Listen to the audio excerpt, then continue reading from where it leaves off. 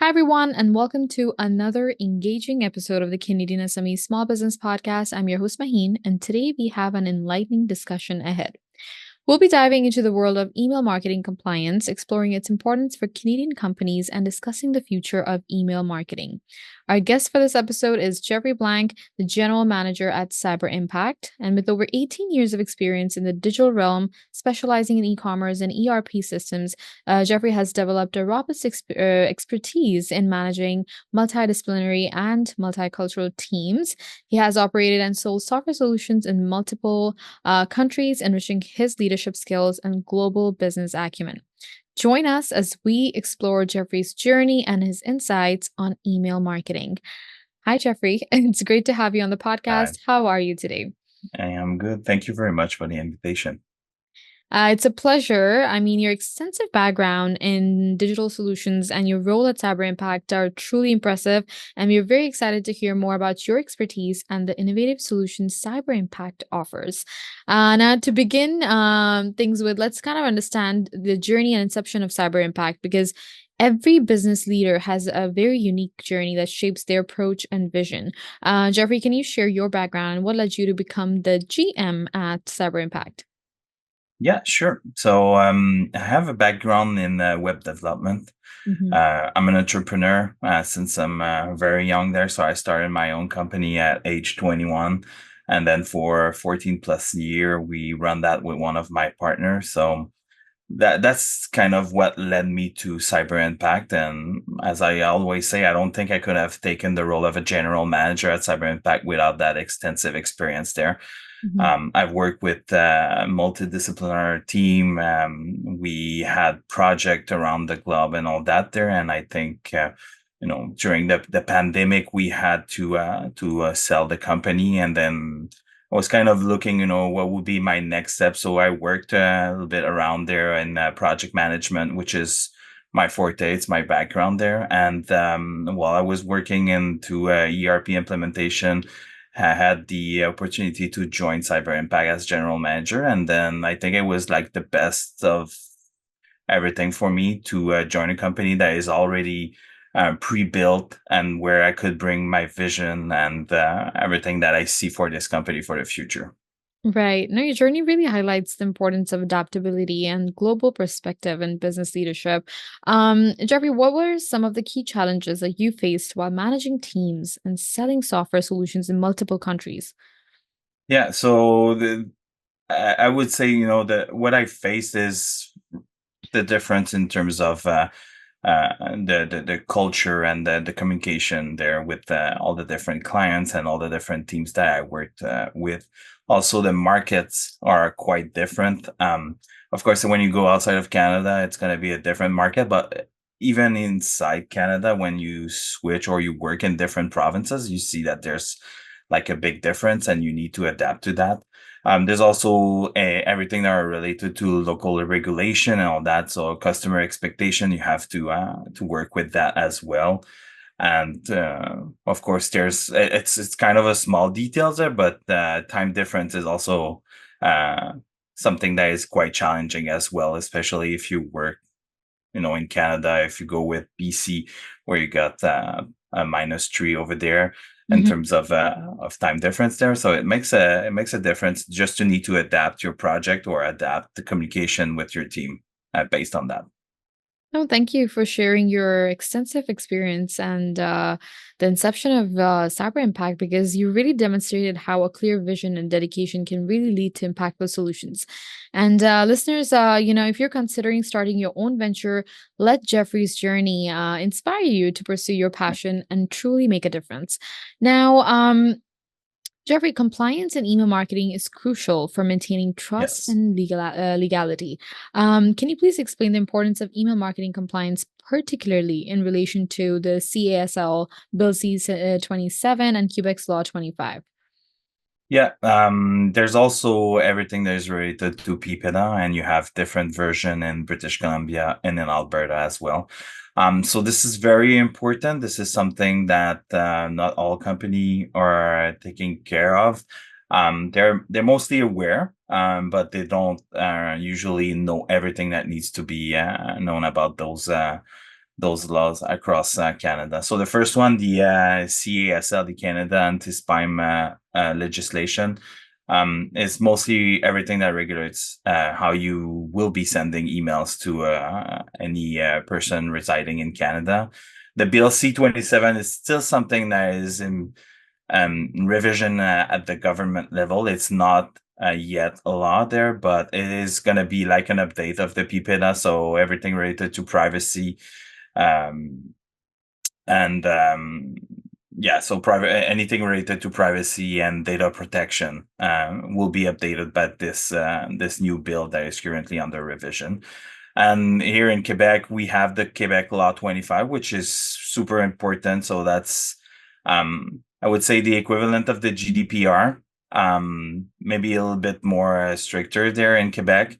And the reason why it's really important, it's not only because it's related to Quebec, but it's related to anyone that is and anyone that is interacting with someone residing in Quebec. So if your database, especially with your email, if within your database you're sending emails in Quebec, you need to make sure that you comply to the Quebec Law 25 as well. Right. Now, Um, understanding and adhering to email marketing regulations is so essential for businesses to really avoid penalties and maintaining credibility. But you were saying something, Jeff. Continue, please. No, I was just gonna say I didn't mention PIPEDA, but PIPEDA is the Privacy Act there, and it's also very important. And this is something that companies need to put a little bit more focus on, and just to make sure and be aware on how they collect and how they manage the data of their clients or anything they have on them. Right. Now, are there, are Canadian companies generally compliant with these regulations that you just spoke about, or not? Like, what steps should they take to ensure this compliance? So my feeling is most of them are compliant.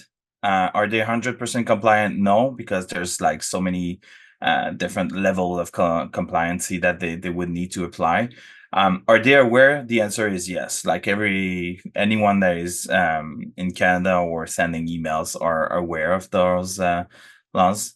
But for sure, and the last year, what I saw is that we need to put a little bit more effort on it and make sure that we're fully compliant, but we really understand what needs to be done as well. Hmm. So the first step would be to understand the regulation. So we spoke about CASL, the Bill C-27. That is not something that is already in motion, but understanding what is coming is crucial there. Quebec Law 25, the PIPEDA there, and the PIPE, I think it's, sorry, I'm not sure the perfect acronym there, but I think it's PIPA there in British Columbia and Alberta. But you need to understand those regulations and make sure that you have the proper detail on each of them to after that apply it to your company and your database and any data that you're managing. Second thing, especially related to CASL there, you need to make sure that you obtain and manage the consent property. So anything that is related to express and implicit consent, express and implied consent there is super important. You have to implement also strong data privacy practices internally. How do you manage? How do you collect the data and all that? There is super important as well. And there's a new concept of a role within the company that we're starting to see more and more, which is the privacy officer. Hmm. So it doesn't have to be like someone hired for that, but it could be someone that is just wearing the hat for it there. So for example, within Cyber Impact, I'm the privacy officer. So I make sure that everything that we do in terms of data collection and all that is approved by me and that I'm aware of. If there's any complaint, it will go directly to me. So that role there will be something that you'll see more and more in the future and that you need to establish within your company. Right. After that, just do regular training, regular audits as well, super important. And the last thing I would say is it's just to be sure that you have a clear communication and transparency with anyone that you're collecting their information, what you will be doing with them, where are you going to be using their data. To give you an example, with the Quebec Law 25, you need to start looking into which third party you're using. and where are you sending this data. So for example, if you're using a chat system and you're collecting data about your clients, they need to be aware that it is possible that their email, first name, last name, phone number will be provided to a third party company. No, this is great. I mean, to everyone tuning in, I really want to stress the importance of compliance and email marketing. Jeffrey's insights on CASL and other regulations are crucial for any business operating in the digital space. So ensure that your email marketing efforts comply with these laws to not only protect your business but also build trust with your audience. Now, Jeffrey, let's kind of delve into the four pillars of email marketing because, as we all know, effective email marketing relies on several key principles. What are the four pillars of email marketing for 2024 to 2025, and why are they so important? Yeah. So the four pillars is I would say my creation there. So that is something that I established, while I'm doing a lot of different conferences across Canada, but also working with 10 of 1,000 of clients within Cyber Impacts. And we've established that this should be the priority for 2024, 2025. So um, it goes around like that. It's first one, it would be personalization, segmentation, compliance, and deliverability. So personalization, it's, we're not what we want the companies to be doing, and then what we see that works very well, it's personalization. So you're not just sending an email, but you're personalizing that email to the person you're sending it to. So let's say you're sending 10,000 emails tomorrow and it's the same newsletter. It's probably going to be a good idea to personalize that email to each and every individual in your list there. You're gonna have a better click through rate. You're gonna have a better deliverability rate. Everyone's gonna be reading. The open rate is gonna be higher as well. So this is like something that is very important. And what we saw is that with personalization, we're getting less and less spam complaints as well. Right. Second one would be segmentation. Segmentation is like super important. Give you basic example. You probably don't want to send an email, a newsletter in French to someone that speaks English there. So that is, the basic of segmentation. So segment by demographic, geographic, anything like that. There is super important. And that's going to help also your KPIs in terms of deliverability, open rate, and all that. Right. The No, third one, yeah, sure, go ahead. Sorry. continue. I was gonna say third one, we already spoke about it, but compliance. It is super important. And it is, I know I'm starting to be annoying with that, always talking about compliance, but it is more than important, especially that we don't want to see like anything, any data leak or anything like that. We want to make sure that when you send an email as well, you get the right consent from the person. Um, what we're starting to see, and that's going to be the fourth pillar there, but what we're starting to see anti-spam software to become more and more severe there and classifying emails as spam more easily. So we need to make sure that, with compliance, you get the proper consent, and this will also greatly affect your KPIs in terms of the open rate and all that, which leads me to the fourth one, deliverability. Especially this year, we had a big change that was led by the Gmail and Yahoo there, instead of in terms of a requirement. So they established new requirements, technical requirements, where we had to do some changes, for example, inside Cyber Impact, but we had also to do some knowledge transfer to our clients just to make them aware of what they needed to do in terms of working with their domain, sending to their starting to clean their list, making sure that they were more aware of the spam rate that they were getting and all that. So this is all affecting the deliverability, and that's going to be something that needs to be worked in 2024, but 2025 as well. There. No, focusing on segmentation, personalization, deliverability, and compliance can significantly improve email marketing outcomes. But to build onto this a bit more, Jeffrey, how can businesses implement these four pillars to enhance their email marketing strategies? Yeah, so what I can do is probably give a few example, per pillar there. So in terms of personalization, you're gonna have to leverage the data that you have there. So what we were seeing a couple of years ago, we were, if you were going to a website, they were just asking about an email.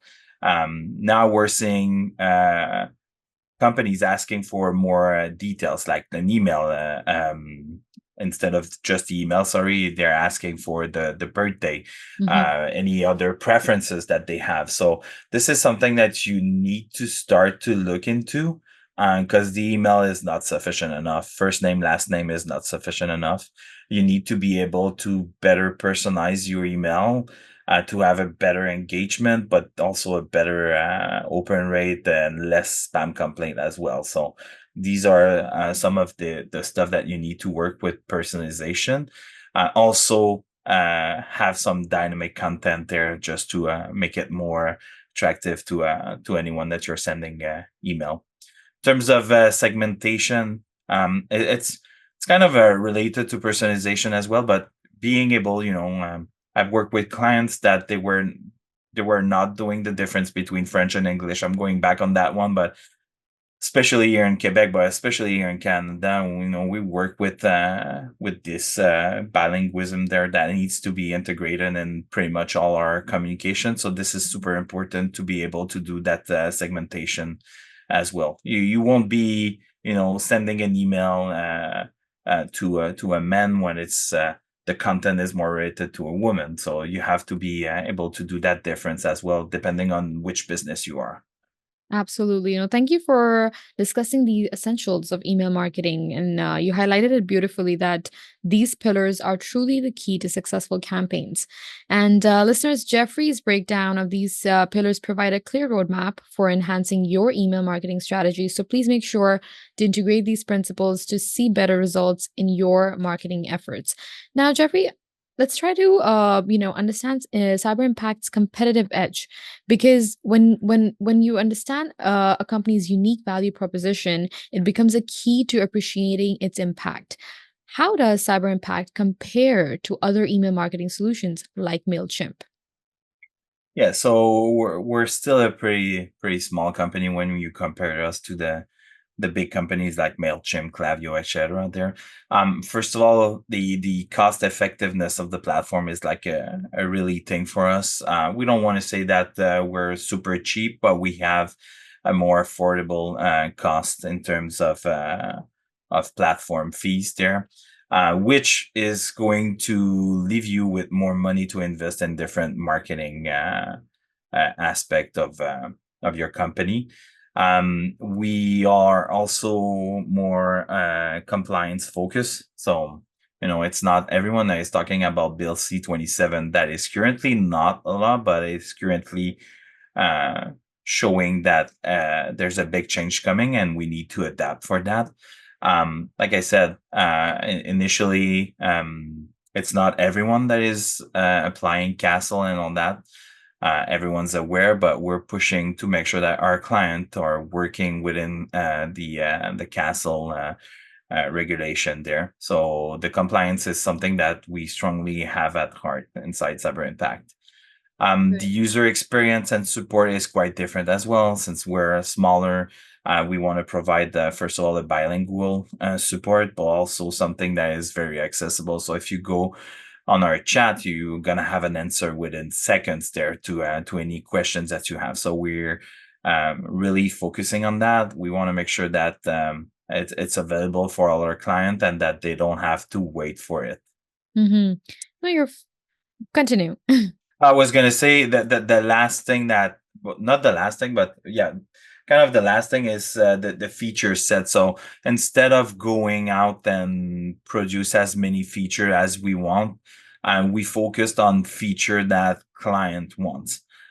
We don't have as much feature as, let's say, a Mailchimp, but when you start using the platform, the onboarding process is quite small there because you understand the platform right away, and the feature that we have within the platform are the feature that the client needs, and we're not providing anything else that is going to confuse the client or make the onboarding a problem for anyone that wants to register with Cyberimpact.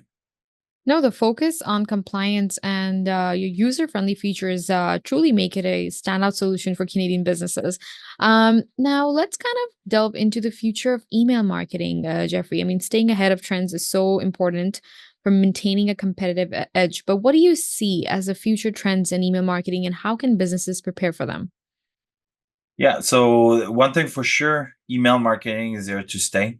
What I was saying during the year and the different conferences that I did is clearly the return on investment for email marketing is one of the highest on the market. So if it's well done, well established within a company, it's going to become like a very strong marketing tool. So I think that in the next year and the future, it's all gonna be looking into personalization. So if it's not something that a company has in terms of information for their list or data, there is something that it should be starting to focusing. So to acquire a little bit more knowledge about their client there and be able to personalize their email as well. Compliance, I'm gonna come back on that, but super important. um what we are going to see is we are going to see legal officer starting to enforce this compliance, and penalties are very high now. I don't think we have much record on that, but it is something that is going to come, and you don't want to be the first one to get like a fine because you were not compliant with it. I'm going to go back on that privacy officer within the company. This is something that needs to be established in the future, making sure that you have someone that is taking care of that, especially for email marketing with all the different, compliance and the laws that you have with that. And within the next year, again, deliverability was something that hit us hard during 2024. I don't think it's done yet, and not everyone understand what's the impact on their KPI on their campaign that they're doing right now. This is something that needs to be looked at in the next future, and after that, it's gonna be how AI will be integrated within email marketing there. Right now, I think it's just like not a trend, but it's not fully integrated the way people wants to use it. But in the future, this is something that will change and will definitely impact all the different company. That's right. I mean, preparing for future trends and leveraging these advanced features will keep businesses ahead in their email marketing efforts. But before we wrap up and let you go, Jeffrey, what is that one piece of advice that you would give to small business owners that are looking to optimize their email marketing strategies? I would say it's would be like one piece of advice. There's multiple. If you haven't started like doing email marketing, you need to start today. So that's my first advice. You need to make sure that at any points on any marketing tool, website, etc., you're compiling information. You're getting all those emails there to start building your email marketing practice. But if you're looking to optimize your email marketing strategies there, look into personalization and segmentation. That's going to be the key of everything, because it's going to help you send campaigns that are going to give you great KPIs, great stats, and that is probably going to be returning you on your investment quite some money there. No, thank you so much, Jeffrey, for sharing your valuable insights and experiences with us today. We've discussed quite a lot. We discussed your journey in digital solutions, the importance of email marketing, and of course, the four pillars. So, yeah, we hope to have you back with us, and I believe this conversation would be very helpful to our listeners as well. So, again, thank you for your time. Thank you very much. All right, ladies and gentlemen, this was the end of our discussion with Geoffrey Blanc, where we discussed Cyber Impact's unique features and future trends in the industry. We'd also like to extend our gratitude to our partners, exclusive banking partner RBC, shipping partner UPS, accounting software partner Xero, email partner Constant Contact, exclusive hospitality partner IHG, and Google Canada as our tech partner. Thank you to our listeners for tuning in today. We hope you found our discussion with Geoffrey insightful and inspiring. Be sure to subscribe to our website by visiting canadiansme.ca to stay updated with our latest episodes. Please keep supporting local businesses and continue to thrive in the world of small business. Stay tuned for more exciting content and inspiring stories. Thank you.